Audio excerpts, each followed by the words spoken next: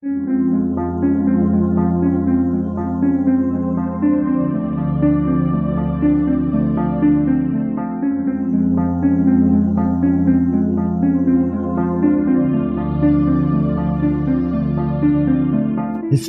tells the story of the world and of our lives.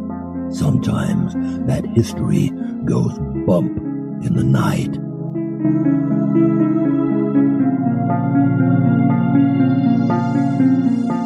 Broadcasting from the center of oddity and the supernatural in Central Florida, it's the History Goes Bump podcast. Hello, you spooktacular people. Welcome to this 418th episode of the History Goes Bump podcast, Ghost Tours for the Theater of the Mind. I am your host, Diane. And this is Kelly. Kelly, on this episode, we're going to a forest. Ooh. Epping Forest. We gotta love haunted forests and ones that have legends. This one is near London, and it's got a lot of great stories to go with it. Before we get into that, we want to welcome into the spooktacular crew, Chris, with a CH, and Dan. Thank you for joining us in our Facebook group. And now, this moment in Oddity.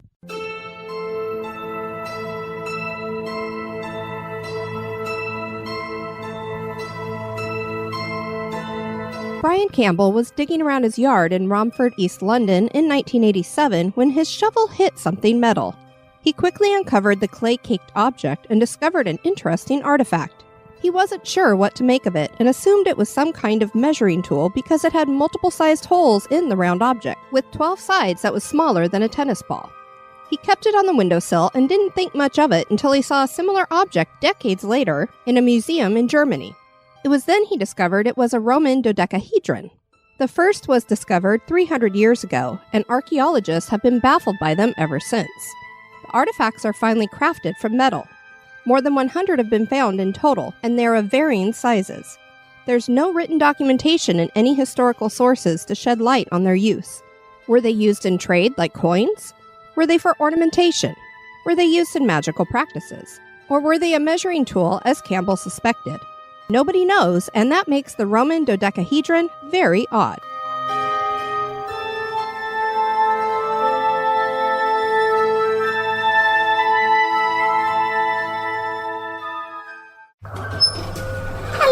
This is Victoria from victoriaslift.com.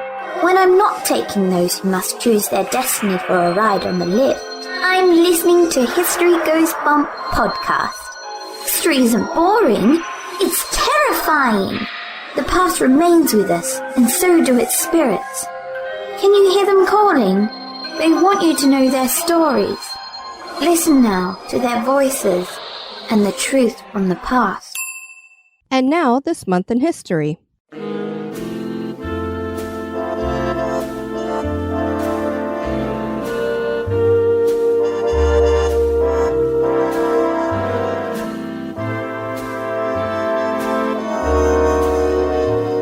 In the month of January on the 2nd in 1788, Georgia becomes a state. Georgia was named after King George II, and Europeans first settled it in 1733. That first settlement was one of our favorites, Savannah. Georgia was one of the most prosperous British colonies, but that didn't stop the Patriots in Georgia from sending delegates to the Second Continental Congress. The colony remained deeply divided during the Revolutionary War, and Savannah was a stronghold for the British. In 1787, two Georgians named Abraham Baldwin and William Few Jr. signed the new U.S. Constitution at the Constitutional Convention. When the Constitution was ratified by Georgia on that day in January, it became the fourth state to enter the Union.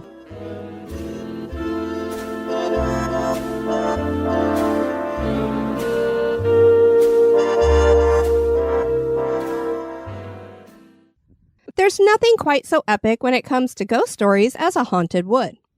About an hour outside of London is Epping Forest. This is an ancient woodland with more aged trees than any other site in the United Kingdom. One can only imagine how many elementals and fae people must call this place home. There's history and some legends, and of course, ghosts. Join us as we set off on an adventure through Epping Forest.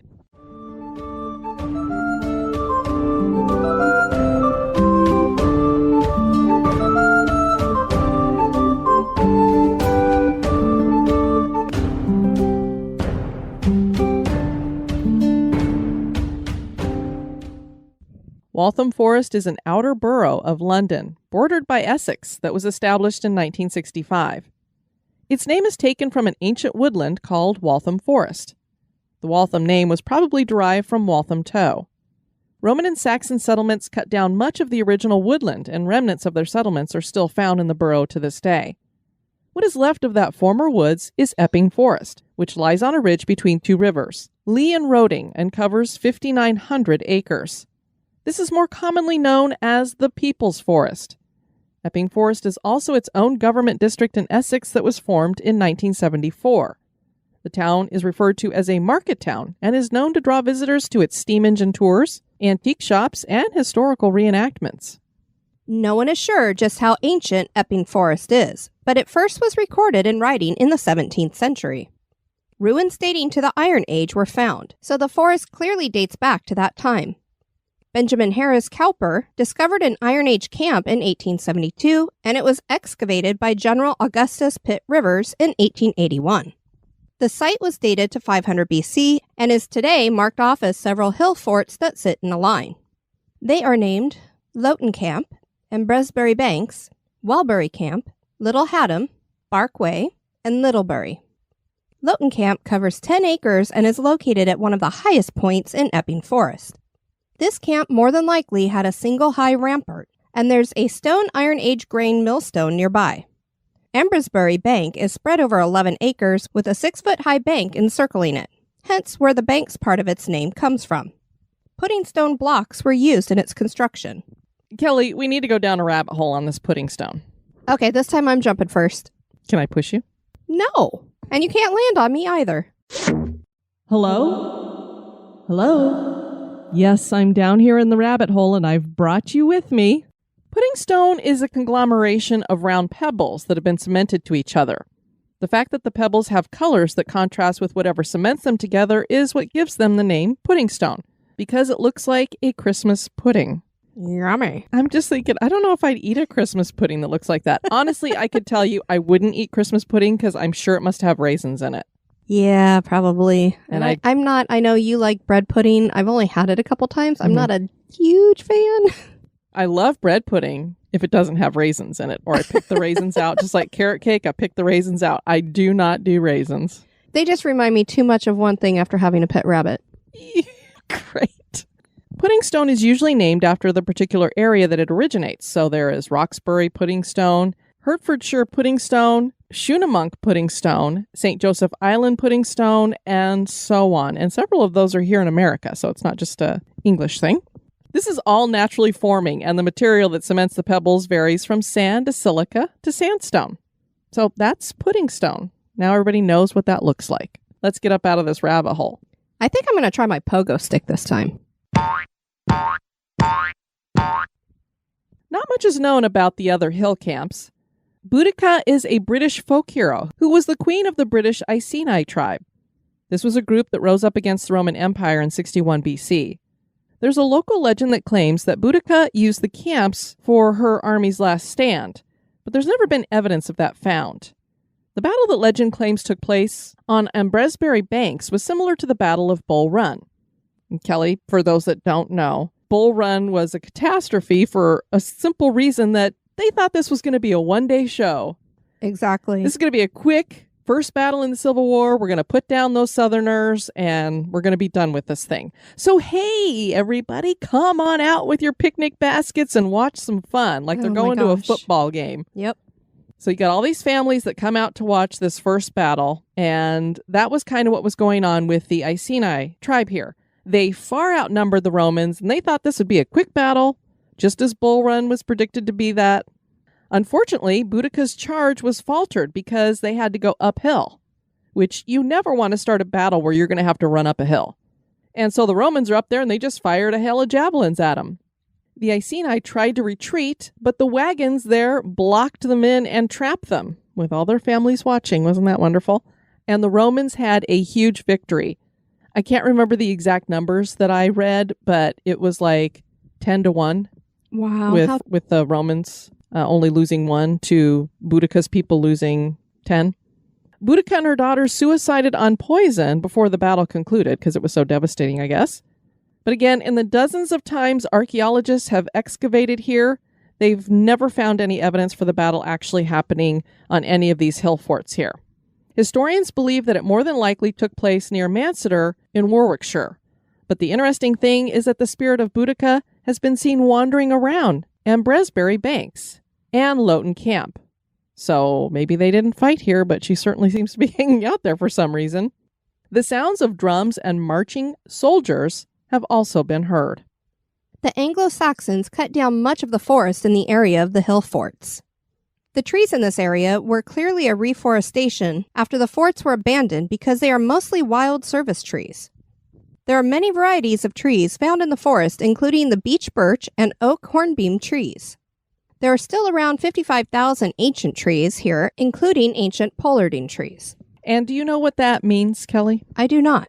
Basically, pollarding trees means cutting them back nearly to the trunk so that it produces a dense mass of branches so that you can use the trees again in the future.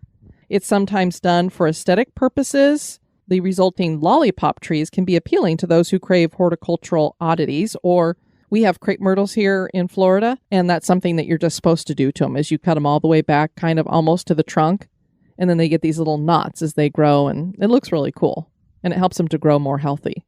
But they did this back in that time because they wanted to keep using the trees over and over again for wood and such. I would imagine they'd probably be harvested when they were more of a sapling size, so they're a little bit more flexible, but who knows. The Epping Forest also has around 100 ponds, grasslands, streams, a bog, and a heath. Some of the ponds are man-made since cattle were allowed to roam here. Other ponds formed from bomb impacts. Timber from the trees was used in the shipbuilding industry for the Royal Navy. Much like the forest near St. Brivel's Castle, which we just did in an episode, Epping Forest was a royal forest, first gaining that legal status during the 12th century under Henry II. Royalty would hunt here, and villagers were allowed to let their cattle graze, and they could gather firewood. The use of it as a hunting ground continued up through Henry VIII and his daughter Elizabeth I. Henry VIII had a building known as the Great Standing built in 1543 to be used as a lodge. The building is still there and open to the public under the name Queen Elizabeth's Hunting Lodge. It offers a great view of Chingford. Deer were the most popular game sought in the forest. There were populations of both red deer and black deer. Today, red deer, or they also call them roe deer, are no longer found in the forest. I think the last they saw there was back in 1921 or something. There had been an ancient tradition known as the Easter Monday stag hunt, which officially ended in 1807. There were still some hunters who engaged in it after that time until a riot brought it to an end in 1882. Yeah, it's like they would capture a stag and then send it out and everybody would go after it, and I guess it was kind of a lot of drunkenness and stuff. That's why it ended in a riot on that last one, so it just got kind of out of hand. Rebel rousers. There were several lords who had manors in the forest, and they erected many enclosures, which caused strife for years. The commoners would break down the fences on occasion so their cattle could graze freely. By 1878, Epping Forest was under the jurisdiction of the City of London Corporation, and no longer a royal forest. The city purchased the 19 manors. Many things changed after this, starting with no more hunting for the crown. People had more ability to let their cattle graze in the forest, and they could collect firewood.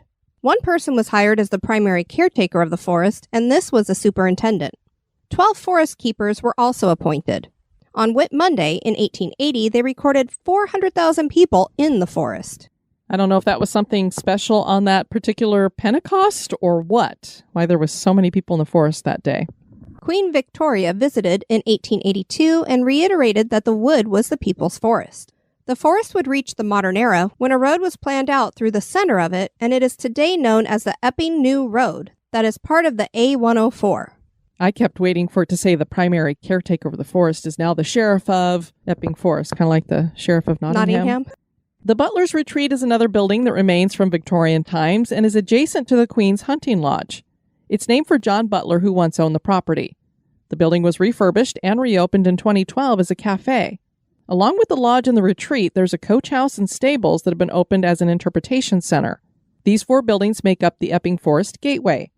Today, Epping Forest is made up of a lower forest, which is just north of the town of Epping, Bell Common, that has a cricket pitch, Epping Thicks, where the Ambresbury Banks Iron Age fort is located, Genesis Slade, Great Monk Wood, High Beach, Bury Wood, and Chingford Plain, which has a golf course, Knighton Wood and Lord's Bushes, Hatch Forest and Hyams Park, Woodford Green, which also has a cricket pitch, Walthamstow Forest and Gilbert Slade, Leighton Flats, Bushwood and Wansteed Flats, and Wansteed Park. And there are 3 visitor centers. This is a rather large forest with a lot of stuff going on. Yeah, I was kind of shocked with all the different areas of it.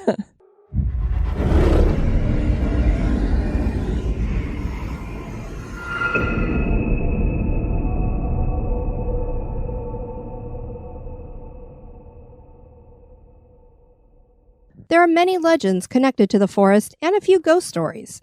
One legend features the highwayman Dirk Turpin, who was turned up in a couple of our episodes. Turpin was born in Essex and took after his father as a butcher. In the 1730s, he joined an Essex gang of deer thieves. They were known as the Gregory Gang, and they were notoriously violent.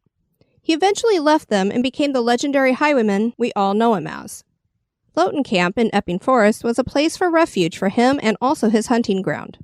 He worked with Thomas Roden, and eventually there was a bounty on their heads. A servant of one of the forest keepers named Thomas Morris saw Turpin in his hideaway in Epping Forest and decided to try and apprehend him. Turpin shot and killed him. Eventually, Turpin was arrested and hanged in York, in Knavesmire, on April 7, 1739. Turpin was buried in St. George's Churchyard in York, but his body didn't stay there long. He was exhumed by a man who sold him to a doctor that wanted to dissect Turpin's body.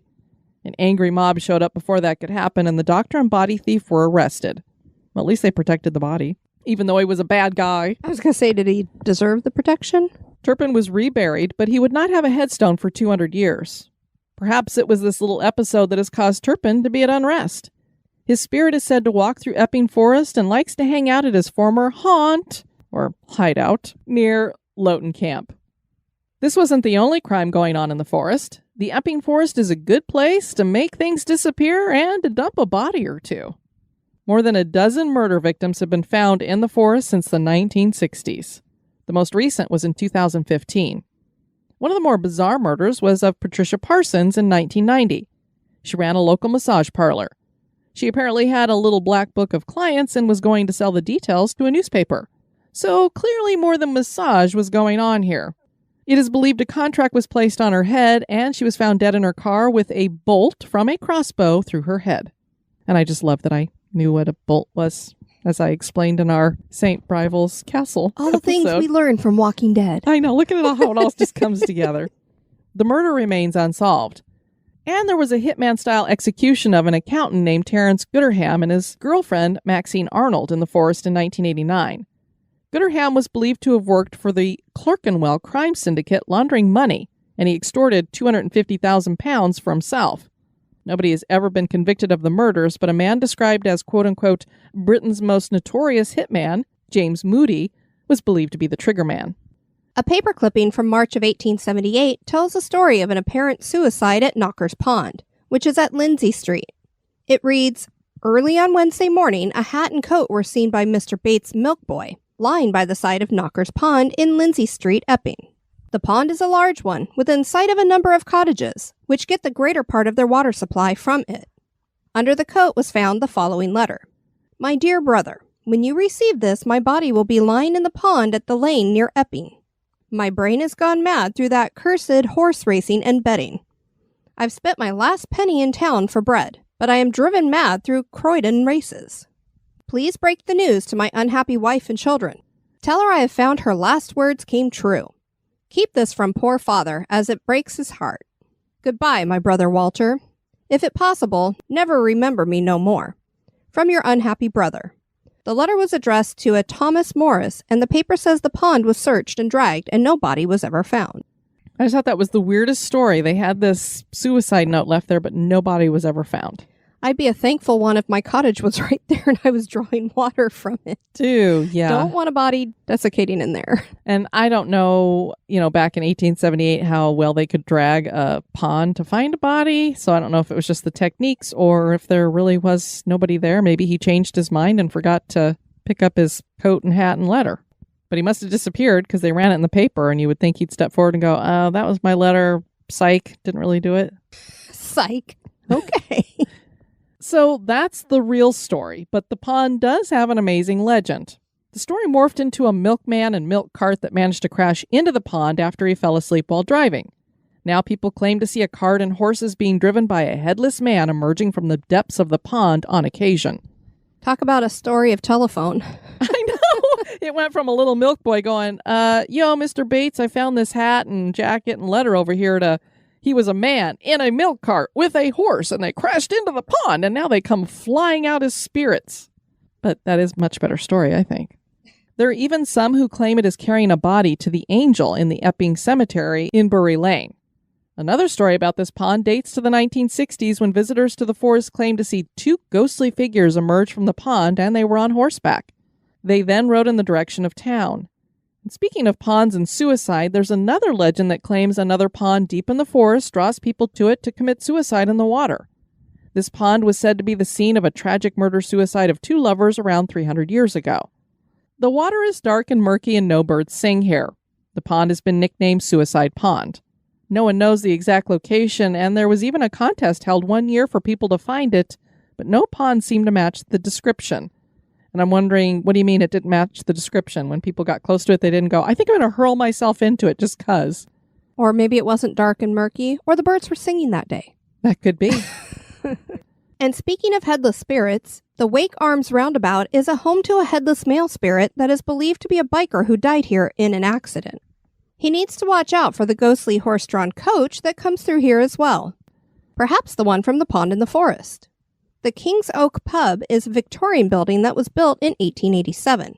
The restored gastropub has timber beams, antique crystal chandeliers, and log fires where one can enjoy traditional pub food. There's also a headless horseman ghost that likes to haunt the area near the pub. And a little girl who drowned near the pub likes to pop up every so often. They sure have a lot of headless stuff hanging around here. We don't know for sure that anyone was hanged in the forest, but with its centuries of history, there may have been an execution or two here. One place with this reputation is Hangman Hill. The spirit of a hangman walks around this area according to local legend. And what he does sounds very familiar to our spook hills here in America. He likes to drag cars uphill. Just as with our spook hills here, people put their cars in neutral and the car slowly drags up the hill. Perhaps just as the hangman dragged people to the noose. The high-pitched screams nearby, though, cause one to think this is more than just an optical illusion, which is what we think most of our spook hills here are. Although I will say it is pretty cool when you're sitting in your car and you got it neutral and you see a hill behind you and all of a sudden your car starts going up it and you're like, whoa, how is that happening? I still need to take you to Spook Hill here. Yeah, it's just down the road. Yep, not too far. People love to spend an afternoon picnicking in the People's Forest. The ancient trees make for a creepy and fun setting. There's much to do here, from mountain biking to fishing to hiking to horseback riding. But be careful, because many people claim to have been touched by unseen things, to hear phantom sounds, and to feel as though they're being watched. Is Epping Forest haunted? That is for you to decide. Sounds like a cool place. I always love when you stumble across these haunted forests, because anytime you see a deep, dark forest, it just always gives you that creepy vibe. So when it has stories to go with it, it's all the better. Let's go exploring. We'd love to have you guys explore our website, historygoesbump.com. And if you want to send us some feedback, you can do that at historygoesbump@gmail.com.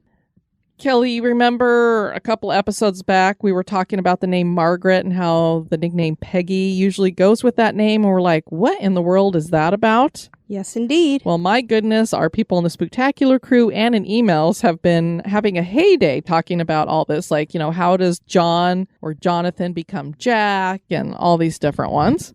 And one of the emails we got was from Ashley on this. She said, I want to answer a question that you guys had about Peggy being a nickname for Margaret from episode 415, The Ramsey House. Some of the time it comes from one person having that nickname combo and then a second member of family or close relation also given the same one in honor or memorial of that first person. Now, going through the generations, it and maybe two people for each in the generation before, like a pyramid, getting the same nickname, then it becomes more and more common. There are several other weird name combos that is believed to have a similar origin. Some other brain scratchers include Polly and Molly, being a nickname for Mary, Fanny for Nathaniel, Harry and Henry, Kit for Christopher, and Suki for Sarah or Susan, just to name a very few. Let's say I've learned a lot when I've had to work on genealogy. Well, very cool. And I know that people in the Spooktacular crew said that Margaret, the nickname for it was Mag or Maggie, and that somehow that got translated into Peg and Peggy and that kind of thing.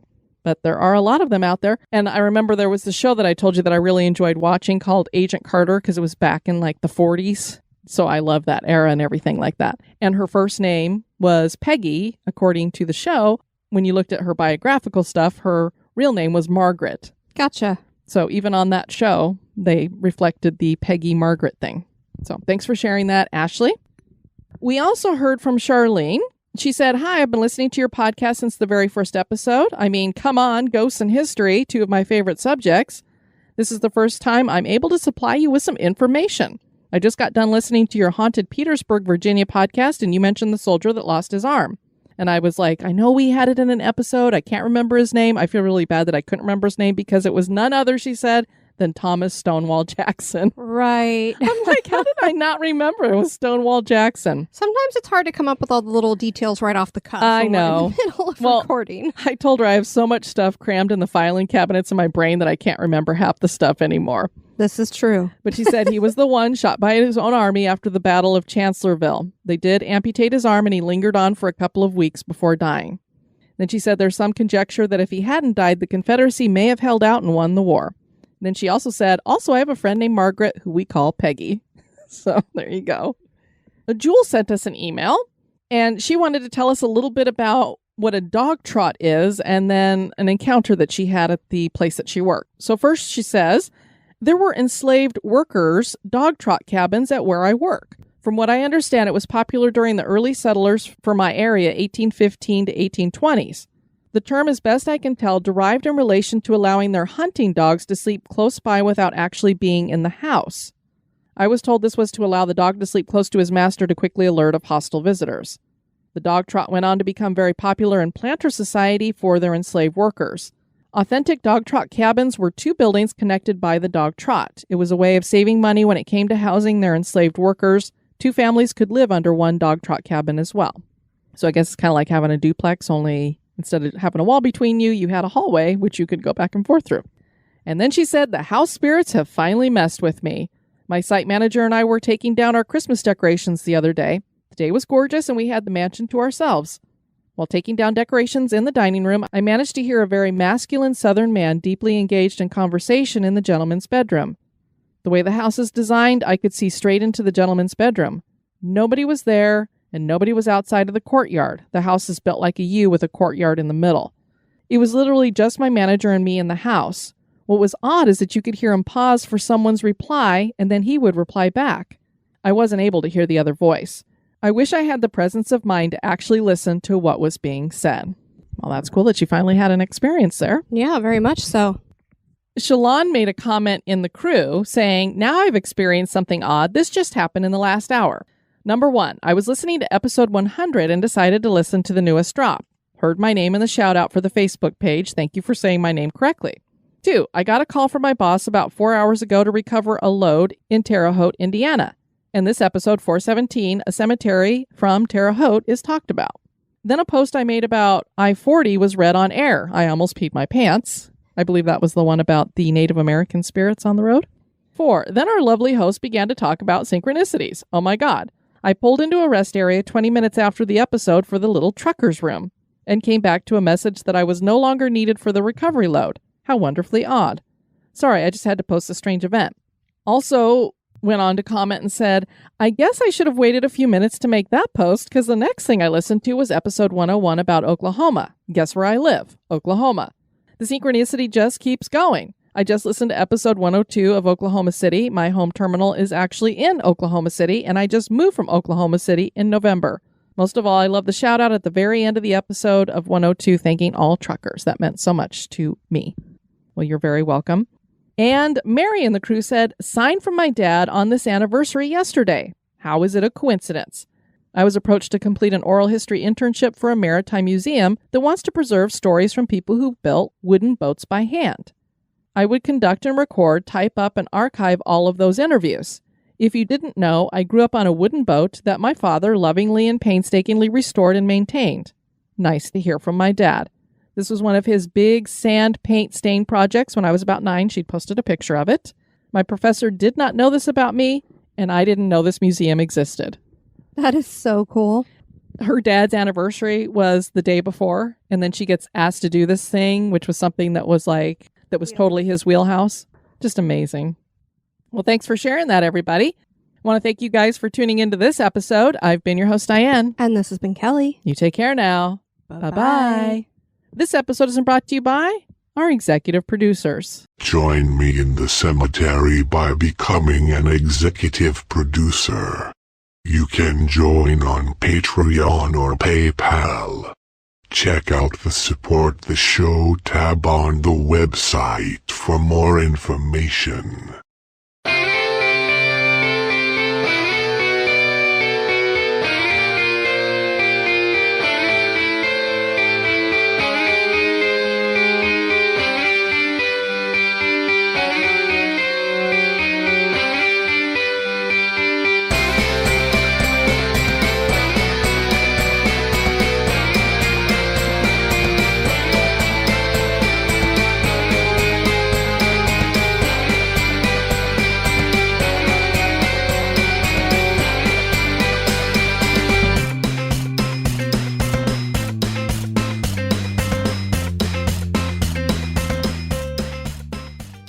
There's nothing quite so epic when it comes to ghost stories as Haunted Wood. Nope, I know. Haunted wood? Like, what is haunted wood? Is that just like a log sitting on the ground going, ooh, ooh? No comment. Look, Kelly, it's haunted wood.